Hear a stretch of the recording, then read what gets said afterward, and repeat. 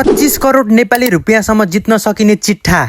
Hello नमस्ते and welcome back my new video. म चाहिँ भर्खरै कामबाट आएर केही खाजा खाउँ कि भन्ने तर्खरमा छु। काम गरेर आएपछि त यस्तो भोक लाग्छ कुरै छोड्दिनु। त्यही भएर म त रामेन खान लागेको। पहिला चाहिँ खासै ठिक लागेन, तर किन आज भोलि चाहिँ लास्टै मिठो लाग्छ। झ्याप्प भोक लागेको बेला अरू बनाउनु भन्दा यो बनाउन छिटो हुन्छ, त्यो भएर पनि हो। म कोरिया आएपछि 2-3 केजी दोब्लाएछु। यदि तपाईहरू पनि कोरियामा हुनुहुन्छ भने त यो लोटोको बारेमा थाहा छ होला। यदि यसको फर्स्ट प्राइससम्म पर्यो भने जिन्दगी नै सुध्रिन्छ। 2-3 चोटि त तर 500 र 1000 मात्रै। यसमा पनि 500 पर्या छ, अर्को किनेर लिएर आउनु पर्ला। दाजुभाइ सबै भएर अहिले बजार जान लागेका छौं। चिसो दिन सुरु भएको छ, त्यही माथि पानी परिरहेछ। नाइ जानु पर्छ, के थाहा चिट्ठा पर्यो भने त करोडपति भइन्छ के रे नि। दाइलाई पनि 5000 ओन पर्या छ। फ्याट्ट फुट्ट अलिअलि परिरहेको हुन्छ, तर ठुलो पर्दैन के। किन्दै गर्छु, के थाहा कोरिया हुने बेलासम्म परि पो हाल्छ कि। यो चाहिँ हाम्रोतिरको लोटो किन्ने पसल हो। फर्स्ट प्राइज 5 जनालाई परेको छ।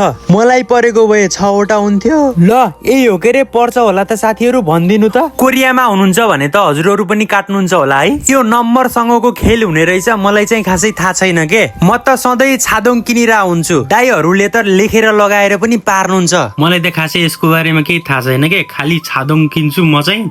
छादोङ किनेर आएर ठ्याक्क 9 बजे चेक गर्ने हो, अनि पर्यो भने चाहिँ पर्यो साट्ने, परेन भने चाहिँ च्यातेर फालिदियो। फेरि त्यही हो कि।